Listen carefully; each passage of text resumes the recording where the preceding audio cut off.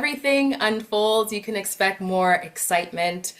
Um, you can expect more to Suzette. Of course, everything will be explained. We're left with that cliffhanger in episode two. And I'm hoping that people will feel, happy for Suzette and it all comes together nicely. It definitely will be enjoyable to watch. Welcome to Survive the Shows. Perfect. Welcome everyone to this exciting interview segment here at Survive the Shows. I'm Desiree, and today we have the pleasure of sitting down with Felicia Simone, star of the Hallmark miniseries Providence Falls. Join us as we delve into Felicia's insight into her character and the challenges of filming this show. Thank you for being here with us, Felicia. Thank you so much for having me. It's a pleasure for me.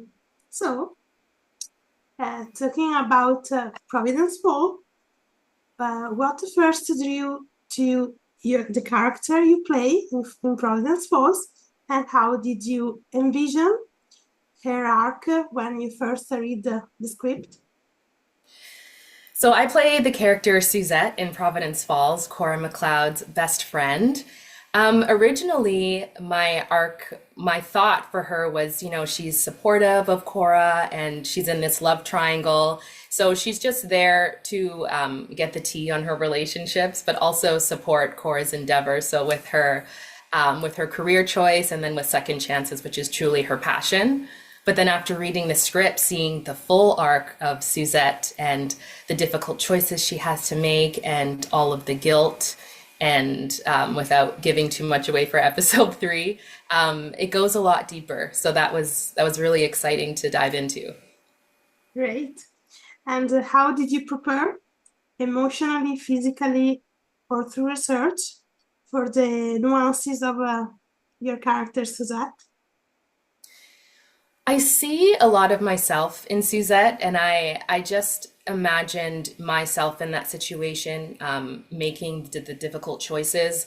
I had a lot of conversations with the directors as well, Lucy and Siobhan, and also Joanna, the executive producer.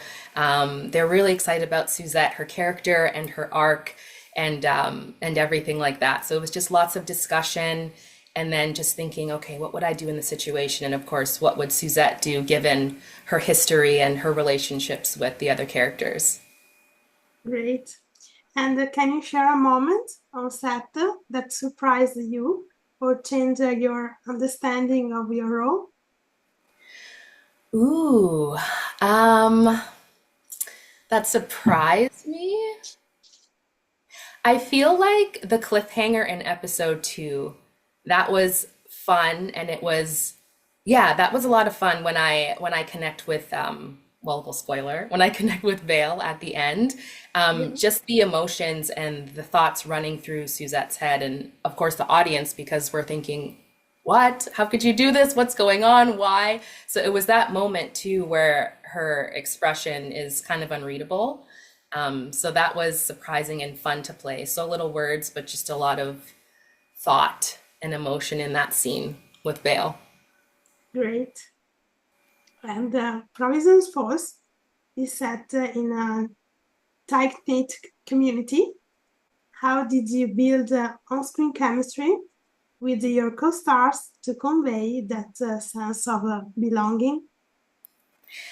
That was thankfully quite easy because everyone was so lovely right off the hop. Katie, who plays Cora, she was so welcoming right from the beginning. Just, when we had the read-throughs, we had a little dinner. She'd be texting. So just connecting with her on set, we already had that kind of best friend vibe. So when the camera started rolling, it was fun. She was easy to banter off of, and who doesn't want to talk and giggle about choices, having two great choices, I might add, Liam and Finn. So that was a lot of fun. Great. And Hallmark movies often balance lighthearted romance with more serious themes. How did you navigate that tonal blend in your performances? Um, it's there's so much going on in the story and it's so exciting. And I wanted to portray obviously the lightheartedness, not having things get too dark, but also explore Suzette's depth, like the depth to her character, and really show the difficult decisions. So trying to have a balance of both. You want to keep it happy, but also too, there are a lot of difficult themes going on here. So we wanted to portray that as well. Great. And what can we expect from episode 3 of the miniseries? Oh my goodness, everything unfolds. You can expect more excitement. Um, you can expect more to Suzette. Of course, everything will be explained. We're left with that cliffhanger in episode 2. And I'm hoping that people will feel, happy for Suzette and it all comes together nicely. It definitely will be enjoyable to watch. Great. So, change of subject, talking Okay. about your career in general. Oh. Looking back at your very first acting job, what lessons have stayed with you most strongly? Oh man, my first acting job. Wowee, I'm thinking way back when. It's so nerve-wracking when you're on set because there's so much going on. So I just remember being so excited. It was The Expanse way back when. So lessons, I would just say dial in. And don't be afraid to conserve your energy. I'm such a people person. I love to, say hello, and of course, which is fantastic, but also too when it comes down to when the camera turns on and you're dialing into your character, don't be afraid to take that time and gather your thoughts and just do your thing when the camera turns on. Great. And in what ways has your approach to character development evolved since you started your career? It's evolved quite a bit because thankfully each time I play a character, they get more and more in depth. And I feel like, yeah, Suzette is definitely the most in-depth character I've played so far in my career. So, and also just growing up and life experiences, it's been great to connect what I've experienced with the characters that I'm playing as well. So that's definitely made it easier. Great. And which director or fellow actor has had the greatest impact on your craft and why? The greatest? I can't say greatest. There isn't just one. But because we just finished filming, Lucy Guest was so much fun to work with, and she's also an actress as well. And just a great direction and great vibes on set. A little side note that between takes, she would play music sometimes. So we'd be sitting and waiting for the next take, and then all of a sudden we'd be hearing a song. So it just puts us in the mood and it brought the energy up. So she was really great to work with. Amazing. And you have worked across genre, from drama to comedy to romance. How does your preparations shift when tackling these different styles? Again, I would just say it has to do with putting a little piece of myself into the character. When there's drama, you kind of want to dig deeper and pull from certain experiences and just think of the character's relationship with the cast. With comedy, comedy is so much fun, but I found that less is more. So, the on-screen banter and chemistry with other characters is really important. So it's, acting in general is a give and take. So when you're in the scene, it's just a lot of fun to play and each take is different. So yeah, it just depends on who you play off of and thinking of the story and then bringing pieces of yourself to the character that just changes it depending on the genre. Amazing. And what's one unexpected challenge you encountered during the filming of Providence Falls, and how did the team overcome it with you? Everybody was very supportive from the cast to the crew. I can't reveal too much because this is in episode 3, but there was definitely an emotional scene, and sometimes it can be difficult to reach in there and get into that emotion. But so Lucy directed episode 3 and was just helping us along with that scene and telling us to, go deeper, go deeper. So it's nice to know that you have that freedom. It's very encouraging to hear that you have the freedom and flexibility to explore the character even more. So That's amazing. And can you describe a favorite off-camera ritual or traditions you and the cast developed? I can't think of any rituals really. Just every time there was everyone on set, it was a lot of fun because we'd be sitting in the green room and just having banter and chatting about music. Lachlan's super into music. So we talk about the oldies from the 2000s.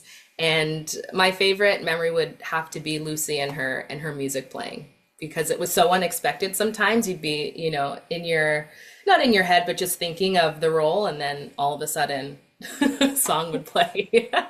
So that was probably one of my favorite things. Amazing. And how do you keep your performance fresh when a scene requires multiple takes over long hours?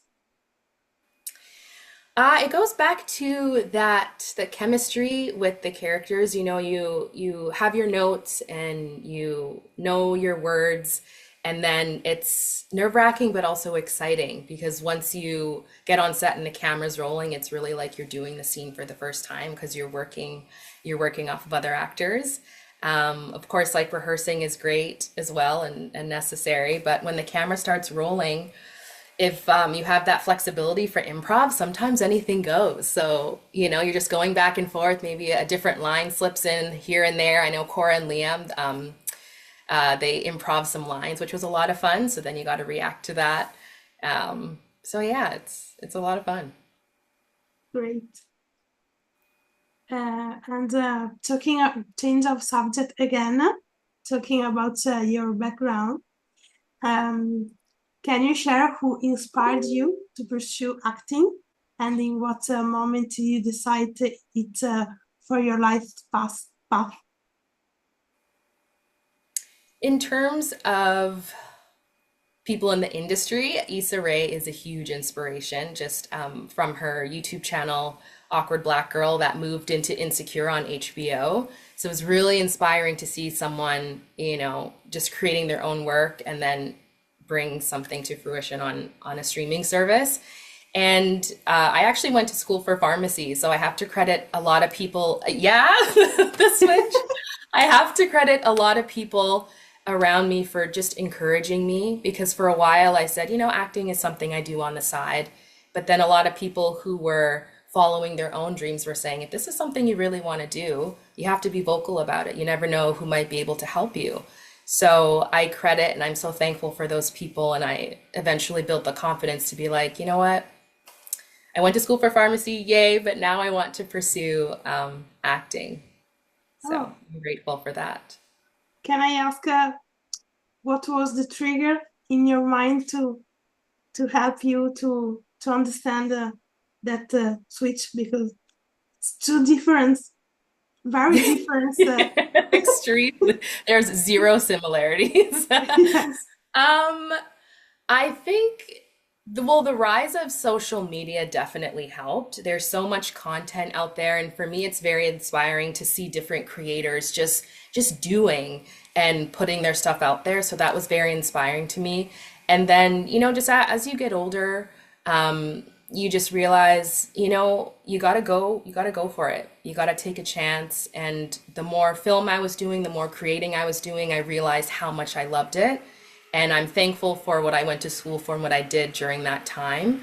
But I just felt like it was time to pursue my real passion. great. And I think, of course, your university path help you in your personal knowledge, so that can be useful in Absolutely. any kind of Absolutely. jobs you would like to pursue, and in this case, acting jobs. So Definitely. yeah, and outside of work, What passions or hobbies recharge you creatively? Recharge outside of work. I love dance and I love singing. So the things, and that's what's very exciting about this is I'm doing what I love. So it is work, but it's also what I would do on my downtime. So it usually has to do with the arts, whether it's singing, dancing, creating with friends.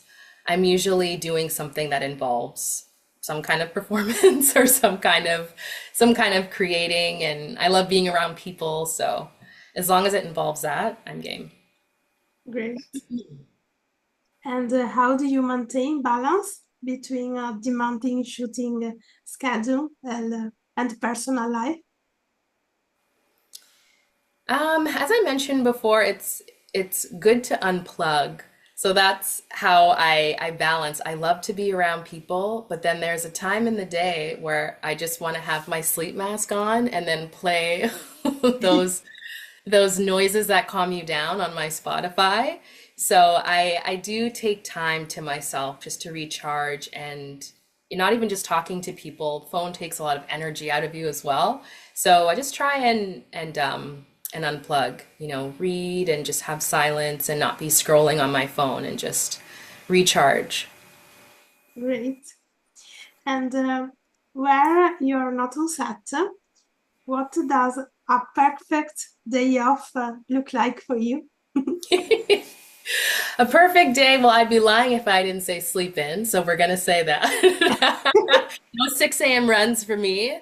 Yeah, So yeah, probably sleep in a little bit until about 10 o'clock, and then I always push myself to do something physical during the day. It's a nice kickstart to my day, whether it be going for a walk or going to the gym. And then lately I've been doing a lot of writing. So just creating and planning. So there really is no days off in this industry, but it's especially easier when it's your passion. So, it's what I like to do. So in my downtime, I like to write, and just if I have random thoughts of a story I'd want to tell maybe in the future, I'll write it down and get back to it. great. And talking about your future projects and uh, your future expectation, are there any dream roles or collaboration on your bucket list that you haven't tackled yet? Yes, definitely. I mentioned that Issa Rae was a huge inspiration, or is, so to work with her would be amazing. I'm developing a series. It's a romantic dramedy titled Dating App Chronicles, which you can follow on Instagram, Dating App Chronicles. It was a web series that I created loosely based on my interesting dating experiences, very loosely based. So it was a web series, and now I'm developing the TV adaptation of that. So definitely future for that would be getting it on a streaming service, which I'm excited about. And as for dream roles, I love the thriller and horror genre.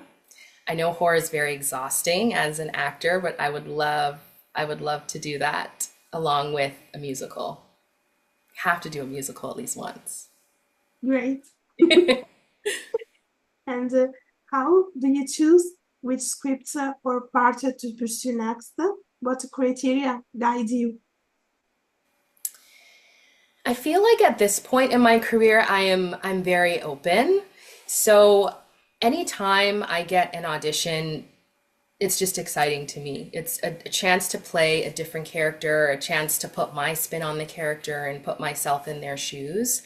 So I feel like the roles I go out for now are things that I would really enjoy doing. So maybe once I get to a point where I've done the same character over and over again, I want to branch out, then I would be specific. But right now, I'm just excited to tackle any character that comes my way. Great. And reflecting on your journey so far, what personal or professional milestone are you most proud of? Oh, that's such a lovely question. Well, my mother's my biggest fan, so anything I do is a milestone. So she's excited. So there's many, according to her. So I would definitely say Providence Falls. It was challenging in the best way. It was exciting and allowed me to dive deep into a character, a lovely character, Suzette. So that's definitely a milestone to be on like a 3 episode series and to build that relationship was very exciting. And as for like my work, my personal work, definitely getting a grant to produce the pilot episode of my TV series. So I feel like it really got the gears moving and hoping for another milestone to bring that series to TV. It'll be really enjoyable. Great. And as a streaming platform evolve, how do you see your own career adapting to new format or technologies, such as limited series, voiceover work, or motion capture? I think that it's very helpful, just the rise of social media, especially as a creator, it makes everything feel within reach. So in terms of creating, I think it'll make things a lot easier. You know, once you create a story and shoot it, you can put it up on a platform and then hopefully it gets picked up. And then as an actor, I think it's also exciting because a lot more people are creating, and that just means we're going to have different stories from a whole bunch of different perspectives.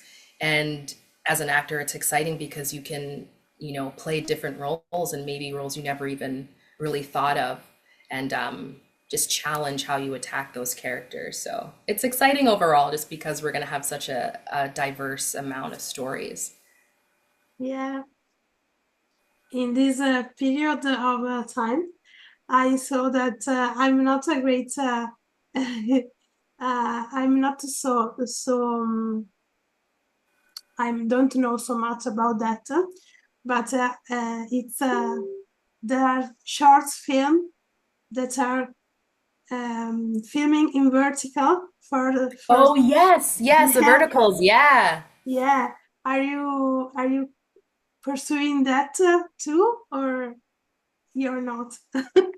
Um, Tell it's me more. Yeah, yeah. Yeah, very, very good question because it's definitely booming right now and a lot of romance, like vertical romance stories I've seen. So, but not specifically verticals, but I did have I'm in a producing program right now and we had the discussion about the boom of verticals and how it can push your project forward because people are, it's very clever. We're scrolling on Instagram, TikTok, and then why not watch a movie in that time? So again, more opportunities for actors, but in terms of acting in them, no, not yet, anyways. And creating, probably in the future. It'll be fun to create a romance story that people just can't stop scrolling. Yeah, great. And what advice would you give to young performers or as artists hoping to break into TV and film today? I would say just do it. It's so cliche, but it's something that I still tell myself and constantly have to hear. Imposter syndrome loves to linger around. So you just got to go for it. Create that story. Yes, there are people who it may not connect with, but there are a lot of people it will connect with, and you never know who it might inspire. And also a side note, take advantage of all this of the digital age, all the social media. You can put something up there. We couldn't do that a few years ago.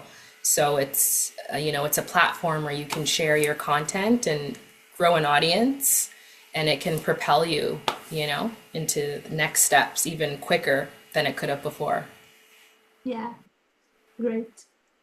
So, talking about your upcoming projects, which upcoming projects are you most excited about, and what can audiences can expect from it?